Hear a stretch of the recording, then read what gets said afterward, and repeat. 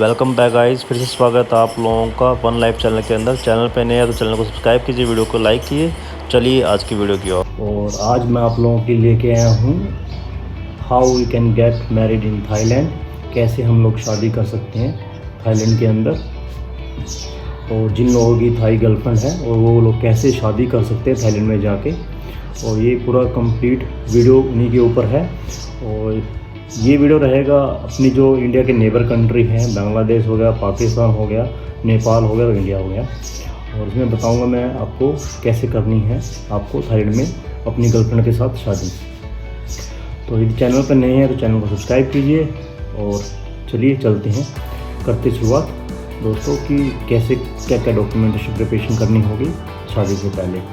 तो दोस्तों देखिए, सबसे पहले आपको चाहिए होगा सिंगल सर्टिफिकेट, जो कि जिसमें आप शो करेंगे कि आप अनमैरिड हैं, आपने पहले कभी शादी नहीं की है, और शादी की है तो आपका डिवोर्स हो चुका है, ऑफिशियली आपका डिवोर्स हो चुका है। तो ये जो डॉक्यूमेंट है आपका दोस्तों, पहले आपको नोटरी जाना पड़ेगा कोर्ट के अंदर। नोटरी में आपको लिखवाना पड़ेगा कि मेरा एड्रेस ये है और मैं अभी तक मैंने शादी नहीं की है, मैं सिंगल हूँ। और इसी के बिहाफ पे आपके फादर भी यही एक डॉक्यूमेंट बनवाएंगे नोटरी से कि ये मेरा सन है और इसने आज से पहले कभी शादी नहीं की है, और उसकी गारंटी लेते हैं वो। और उनका आईडी प्रूफ लगेगा, राशन कार्ड लगेगा और उनका आधार कार्ड लगेगा, और सेम डॉक्यूमेंट आपकी मदर का भी लगेगा और सेम डिक्लेरेशन वो करेंगे। और ये डॉक्यूमेंट आपको सबमिट करने होंगे डिस्ट्रिक्ट ऑफिस, जो कि आपका एसडीएम ऑफिस होता है वहाँ पे। पहले बोलते हैं कि पहले नोटरी वाला चल जाता था कि जो स्टैम्प पेपर आता था, स्टैम्प पे लिखवा के आप रजिस्टर करा के आप आगे सबमिट कर देते थे।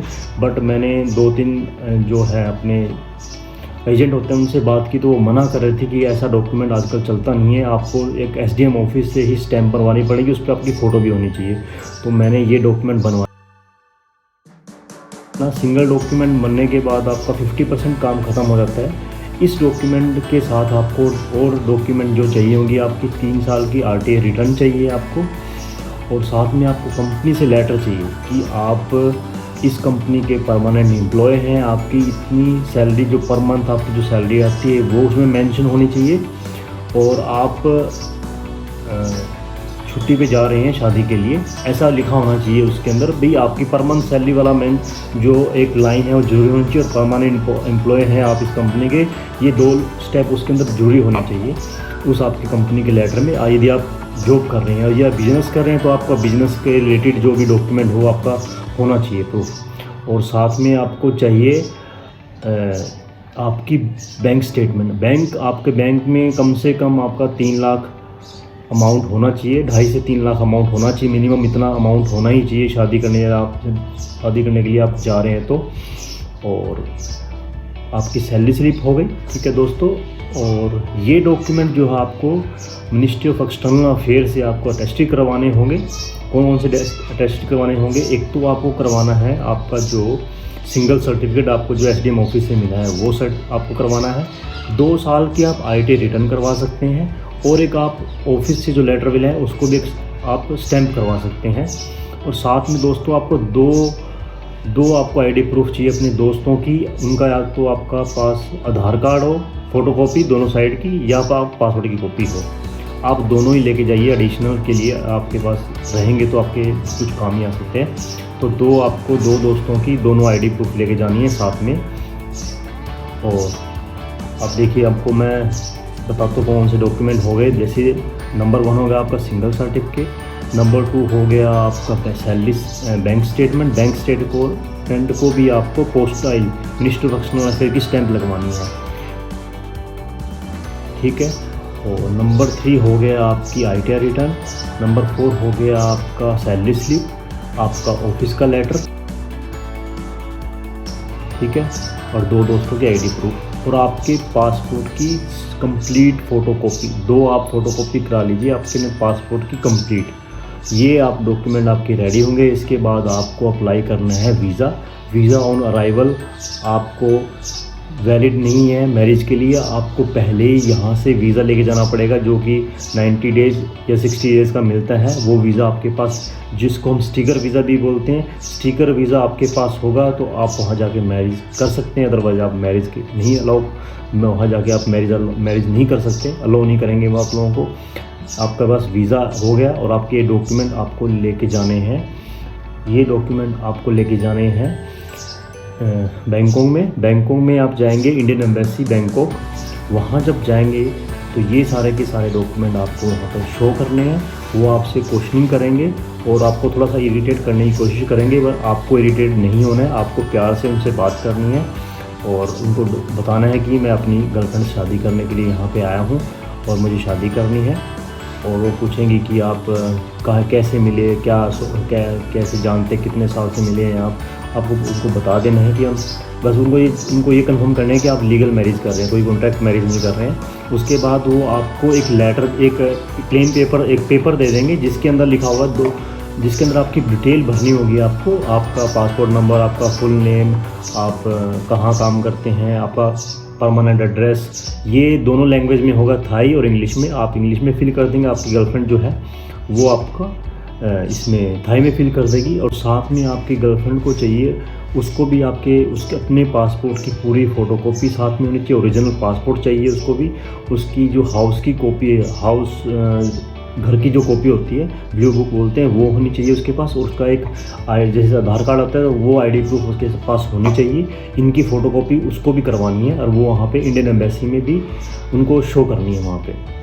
ये डॉक्यूमेंट आप जब उनको दिखा देंगे उसके बाद आपको एक, जो मैंने बताया, जो आपको सिंपल एक प्लेन पेपर देंगे, जो एक फॉर्म देंगे, उसमें आपको इन्फॉर्मेशन फिल कर देनी है। उसके बाद आपको जाना है VFS ऑफिस, जो इंडियन एम्बेसी का जो काम है वो डील करते हैं VFS ऑफिस। जैसे यहाँ से हम वीज़ा लेते हैं VFS ऑफिस से, ऐसे ही वहाँ का जो थाईलैंड की जो इंडियन एम्बेसी है उसका भी काम VFS देखती है। तो VFS ऑफिस भी इंडियन एम्बेसी के पास ही है। वो मैं एड्रेस आपको नीचे डिस्क्रिप्शन में दे दूँगा। वहाँ जाएंगे, वहाँ पे जाके आपको ये जो डॉक्यूमेंट लेके आए इंडिया से आप, वो आपको वहाँ पे सबमिट कर देने, सबमिट कर देने हैं। सबमिट होने के बाद आप पहले अपनी फ़ोटोकॉपी रख लेना उन डॉक्यूमेंट की, ओरिजिनल आपको वहाँ पे सबमिट कर देने हैं। उसमें आपको 2 डॉक्यूमेंट रिटर्न करेंगे। दोनों डॉक्यूमेंट के डिफरेंट वर्किंग डेज होंगे। एक तो 7 डे वर्किंग डेज में आपको मिलेगा, एक 10 डेज वर्किंग डेज में आपको रिटर्न करेंगे। जिसमें से ये दो डॉक्यूमेंट क्या होगा आपका, एक तो होगा पासपोर्ट की फ़ोटोकॉपी जो कि आपको ये रिटर्न करेंगे, और साथ में आपको जो आपने जो एक फॉर्म दिया था वो देंगे। वो आपका एक सिंगल सर्टिफिकेट का प्रूफ होगा, वो देंगे। 2 डॉक्यूमेंट आपको रिटर्न कर देंगे। इन 2 डॉक्यूमेंट को लेके आपको पहले वेट करना पड़ेगा। ये बताएंगे आपको इस डे आएंगे, इस डे पे आप आएंगे तो आपको सिंगल वाला मिलेगा, इस डे पे आपको आएंगे तो आपका ये पासपोर्ट की जो फ़ोटोकॉपी लगा वीज़ा वाला है, ये वाला पेपर मिलेगा। जब वो आपको दोनों डॉक्यूमेंट आपके हैंड में आ जाएंगे 7 दिन और 10 दिन के बाद, फिर आपको ये डॉक्यूमेंट लेके जाने पड़ेंगे Thai ministry of external affair में। वहाँ जाने से पहले आपको दोस्तों क्या करना होगा कि आप अपने पासपोर्ट का ट्रांसलेशन करवाना है, जो कि थाई लैंग्वेज में करवाना है। आपको अपने पासपोर्ट को आप थाई लैंग्वेज में ट्रांसलेट करवा लेंगे। और ये जो है ऑफिस जो है, आपको जो Thai ministry of external affair है उसके सामने भी 2-3 शॉप्स हैं, और उस Thai ministry of external affair की बिल्डिंग के अंदर भी ट्रांसलेशन की काफ़ी शॉप्स हैं, वहाँ पे भी करवा सकते हैं। वो आपकी इच्छा है, कहीं भी करा सकते हैं आप। उसके बाद दोस्तों आपको जाना है, ये 2 डॉक्यूमेंट हो गए आपके पास, और आपका जो है पासपोर्ट की ट्रांसलेशन हो गई। और ये डॉक्यूमेंट जाके आपको Thai ministry of external affair में शो करना है, और वो वहाँ पे देखेंगे आपके डॉक्यूमेंट, और फ़ोटोकॉपी लेंगे आपकी पासपोर्ट की और वीज़ा की कॉपी भी। और दोनों डॉक्यूमेंट सबमिट होने के बाद आपसे थोड़ा बहुत क्वेश्चनिंग कर सकते हैं। वो हो सकता है कि आपका इंटरव्यू भी ले ले। इंटरव्यू में आपसे पूछ सकते हैं कि आप लोग कैसे मिले, और क्या आगे का फ्यूचर प्लान है आपको कहाँ सेटल होना है। तो आपको ये बिल्कुल नहीं बोलना है कि आप थाईलैंड में सेटल होंगे शादी के बाद। आपको सिर्फ ये बोलना है कि मैं अपनी गर्लफ्रेंड से शादी करना चाहता हूँ, शादी के बाद मेरे पास जॉब है इंडिया में या मेरा बिजनेस है, मैं वापस चला जाऊँगा, इन फ्यूचर ये मेरे वहाँ पे ये इंडिया में सेटल हो जाएगी मेरे साथ। और इससे आपकी जो है पॉजिटिव लगेगा और आपको अलो कर देंगे। और ये दोनों डॉक्यूमेंट पे जो आपका सिंगल हो गया और जो पासपोर्ट की आपकी फ़ोटोकॉपी है उस पर ये Thai ministry of external affair की स्टैम्प मार देंगे। और ये सिंगल डे का ही प्रोसेस रहता है या मैक्सिमम 1 और 2 डेज लगेंगे। उसके बाद जब ये 2 डॉक्यूमेंट आपको वापस मिल जाएंगे उसके बाद आपको जाना होगा थाई लोकल जो थाई के कोर्ट में। वो आप यदि आपकी गर्लफ्रेंड बैंकॉक की है तो वहाँ पे आप जाकर कोर्ट में शो कर सकते हैं वो डॉक्यूमेंट। यदि आपकी वाइफ लोकल किसी और सिटी की है तो वहाँ जाके लोकल सिटी में यदि आप जाएंगे तो वहाँ आपका जल्दी प्रोसेस होगी, मैरिज का जो प्रोसेस है वो जल्दी हो जाएगा। तो ये 2 डॉक्यूमेंट लेके आप जाएंगे लोकल कोर्ट में। लोकल कोर्ट में जाएंगे तो वहाँ आपको चाहिए 2 गवाह। 2 गवाह आपके थाईलैंड के ही होंगे, जो कि आपकी गर्लफ्रेंड के 2 फ्रेंड भी हो सकते हैं या उनके ब्रदर या सिस्टर भी हो सकते हैं। और वो आपको ज़रूरत पड़ेगी जब आपको सर्टिफिकेट मिलेगा। उससे पहले ये डॉक्यूमेंट आपको वहाँ सबमिट करने हैं कोर्ट में, और वो जब फॉर्मेलिटी कराएंगे आपसे साइन करवाएंगे 2-3 डॉक्यूमेंट पे, दोनों करने होंगे। और ये 1 मंथ मैक्सिमम 1 मंथ का ये टाइम लेंगे कोर्ट वाले की वेरिफिकेशन होगी।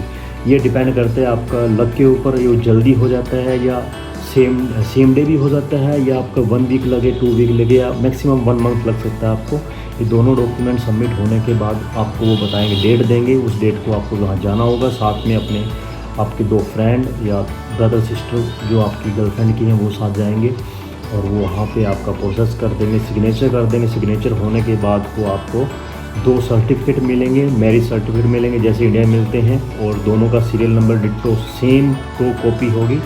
और एक आप अपने पास रखिए, एक अपनी वाइफ को दीजिए, और आपकी शादी फिनिश, आप लीगली मैरिड हो चुके हैं थाईलैंड के अंदर।